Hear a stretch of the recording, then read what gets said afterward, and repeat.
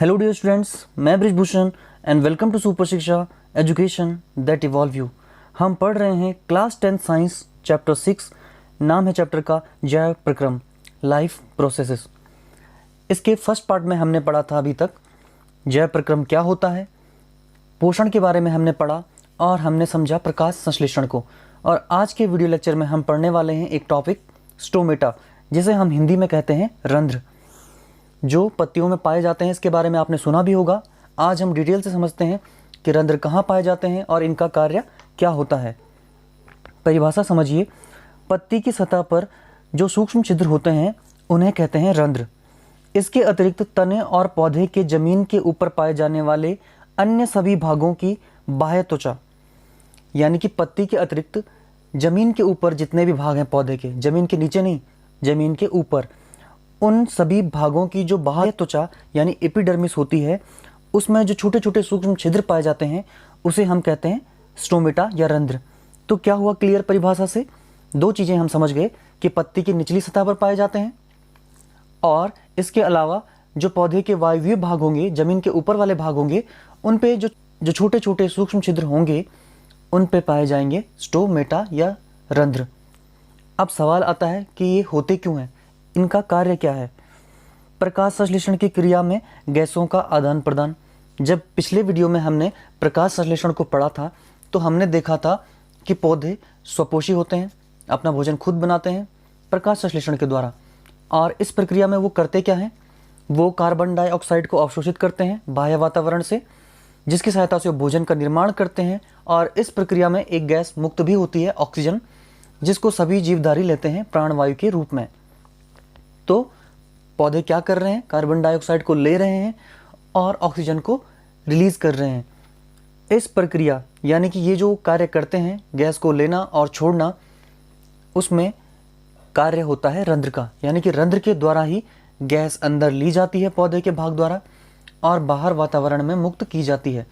यानी कि रंध्र के द्वारा CO2 ली जाती है और रंध्र के द्वारा ही O2 यानी कि ऑक्सीजन बाहर वातावरण में मुक्त की जाती है। ये इनका इंपॉर्टेंट कार्य हो गया। इसके अलावा पादप शरीर से अतिरिक्त जल को वाष्प के रूप में बाहर निकालना। अगर हम आवश्यकता से अधिक पानी अपने शरीर में ग्रहण कर लेते हैं, ज़्यादा पानी पीते हैं, तो हमारे शरीर में मूत्र का निर्माण होता है, जिसको हम विसर्जित कर देते हैं। इसी प्रकार से अगर पौधे के शरीर में अतिरिक्त पानी हो जाता है तो वो क्या करेगा? उसके जो सूक्ष्म छिद्र हैं यानी कि स्टोमेटा है, उनसे अतिरिक्त जो पानी होता है, अनावश्यक जो पानी होता है, वो वाष्प के रूप में उत्सर्जित हो जाता है। तो इस प्रकार से पौधे एक्स्ट्रा वाटर को यानी कि अतिरिक्त जल को अपने शरीर से बाहर निकालते हैं। तो ये हम समझ गए कि रंध्र कहाँ पाया जाता है और रंध्र के कार्य क्या होते हैं। अब हम समझते हैं इमेज के द्वारा कि रंध्र पत्ती में कहाँ पाया जाता है। तो जो पौधे होते हैं जो ज़मीन पे पाए जाते हैं, उनकी पत्ती की जो निचली सतह होती है उस पर अधिकांश स्टोमेटा पाए जाते हैं। यहाँ देखिए, ये सूक्ष्म छिद्र हैं इस पत्ती की। छोटी सी जो ये पत्ती है, इसकी जो निचली सतह होगी वहाँ पर आपको सूक्ष्म छिद्र दिखाई देंगे। यहाँ बार बार एनिमेशन से मैं दिखा रहा हूँ, ये हैं स्टोमेटा।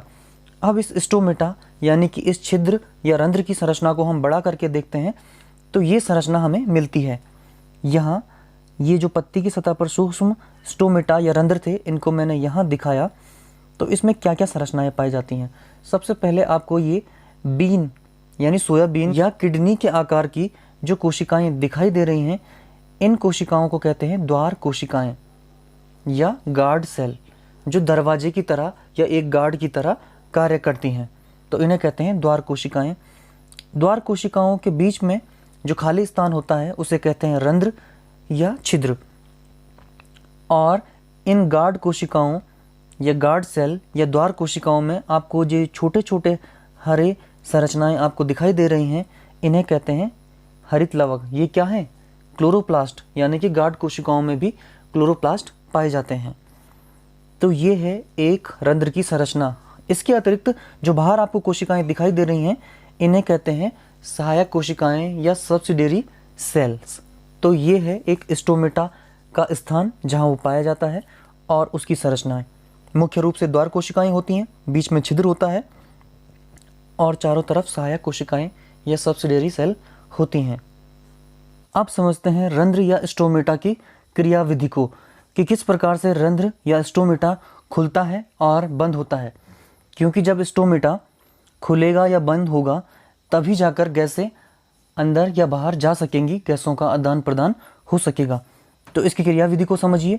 ये एक बंद स्टोमेटा है। आप देख रहे हैं इसकी जो द्वार कोशिकाएं हैं यानी गार्ड सेल्स हैं वो आपस में बिल्कुल चिपकी हुई हैं और सिकुड़ी हुई हैं।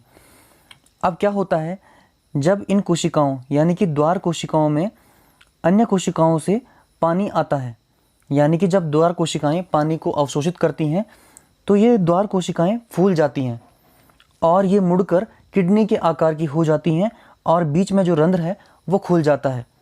देखिए एनिमेशन से, ये द्वार कोशिकाएं पानी अवशोषित कर रही हैं और पानी अवशोषित करते ही ये फूल कर किडनी का आकार या बीन शेप्ड इन्होंने ले लिया है और कोशिकाएं फैलकर थोड़ा सा अलग हो गई हैं और यहाँ पर छिद्र खुल गया है। फिर से समझिए, ये एक बंद रंध्र था या बंद स्टोमेटा था। जैसे ही इसकी द्वार कोशिकाओं ने पानी को अवशोषित किया वो फूलकर किडनी के आकार की हो गई और बीच में जो रंध्र था वो खुल गया। आप समझते हैं कि रंध्र बंद कैसे होता है।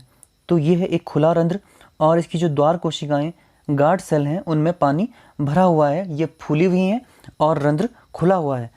अब क्या होता है, जैसे ही इन द्वार कोशिकाओं से पानी निकलता है वैसे ही सिकुड़कर चिपक जाती हैं और रंध्र बंद हो जाता है। यानी कि जब द्वार कोशिकाओं में यहाँ पानी अंदर आया तो ये फैल गई, फूल गई और इन्होंने किडनी का आकार ले लिया और रंध्र खुल गया। जैसे ही इन द्वार कोशिकाओं से पानी बाहर चला गया तो ये सिकुड़ गई और रंध्र बंद हो गया।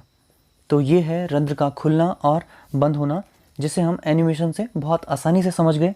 अब हम समझेंगे और एक्सप्लेन करेंगे एक्टिविटी 6.2 को। इस एक्टिविटी में हम क्या करते हैं, हम दो सेम साइज के प्लांट लेते हैं और इन दोनों प्लांट्स को रखते हैं 3 दिन तक अंधेरे कमरे में, पूरे अंधेरे कमरे में। 3 दिन तक अंधेरे कमरे में रखने के बाद हम क्या करते हैं, हम एक प्लांट के सामने एक वॉच ग्लास में रख देते हैं पोटेशियम हाइड्रोक्साइड और दूसरे प्लांट के सामने कुछ भी नहीं रखते। इसके बाद क्या करते हैं, दोनों प्लांट्स को बेल जार से ढक देते हैं। इसके बाद इन बेल जार को वैसलीन से सील कर देते हैं ताकि हवा अंदर ना जा सके, इसलिए हम बेल जार को वैसलीन से इस प्रकार सील कर देते हैं। अब हवा अंदर बाहर नहीं जा सकती। अब यहाँ पर आप एक बात ध्यान देंगे कि ये जो हमने पोटेशियम हाइड्रोक्साइड रखा है इसका कार्य होता है CO2 को अवशोषित करना, यानी ये कार्बन डाइऑक्साइड को अवशोषित कर देता है। तो जब अब प्रकाश संश्लेषण की क्रिया होगी तो इस पौधे के पास CO2 अवेलेबल नहीं होगी, क्योंकि ये पोटेशियम हाइड्रोक्साइड CO2 को अवशोषित कर देगा, जबकि इस पौधे के पास CO2 होगी, क्योंकि जो ये बेल जार में CO2 है वो अभी भी इस पौधे के लिए उपलब्ध होगी, जबकि इस बेल जार के अंदर जो CO2 थी वो पोटेशियम हाइड्रोक्साइड ने अवशोषित कर ली है। अब हम क्या करते हैं, 2 घंटे के लिए इन पौधों को सूर्य के प्रकाश में रखते हैं। इसके बाद क्या करते हैं, आयोडीन टेस्ट। हमने जैसे पहले भी करा था, हम क्या करते हैं, बेल जार को हटा लेते हैं और एक आयोडीन का घोल लेते हैं। इस आयोडीन के घोल में हम दोनों पौधे की पत्तियों को डुबोकर आयोडीन टेस्ट करेंगे। तो हम क्या करते हैं, पौधे की पत्ती को लेते हैं जिसके सामने रखा हुआ है पोटेशियम हाइड्रोक्साइड और हम देखेंगे कि पत्ती ने आयोडीन के घोल का रंग ले लिया है। दूसरे पौधे की पत्ती को रखते हैं तो वो भी आयोडीन के घोल का रंग ले लेती है। इसके बाद हम क्या करेंगे, जो आयोडीन घोल में डूबी हुई दोनों पौधों की पत्तियां हैं, इन पत्तियों को करते हैं वॉश। ये हमने इनको वॉश करना शुरू किया तो हम देखेंगे उस पौधे की पत्ती जिसके सामने पोटेशियम हाइड्रोक्साइड नहीं रखा हुआ था, यानी जिस पौधे के पास CO2 उपलब्ध थी, उसकी पत्ती का रंग नीला हो जाता है। जैसे ही पानी से धुला तो इस पौधे की पत्ती का रंग हो गया नीला, जबकि जिसके सामने हमने पोटेशियम हाइड्रोक्साइड रखा था, यानी कि जिस पौधे के पास CO2 उपलब्ध नहीं थी, उसकी पत्ती के रंग में कोई परिवर्तन नहीं हुआ। और हम ये बात जानते हैं कि पौधे की पत्ती का रंग आयोडीन के संपर्क में आने से नीला तभी होता है जब पत्ती में स्टार्च मौजूद हो। और पत्ती में स्टार्च कब होता है, जब पत्ती प्रकाश संश्लेषण की क्रिया करती है। तो केवल इस पौधे की पत्ती ने प्रकाश संश्लेषण कर पाया क्योंकि इसके पास CO2 उपलब्ध थी और उसने प्रकाश संश्लेषण की प्रक्रिया की और अपने लिए भोजन बनाया जो स्टार्च के रूप में संचित हो गया। और हमें कैसे पता चला? क्योंकि इस पत्ती का रंग गहरा नीला हो गया आयोडीन के संपर्क में आने पर।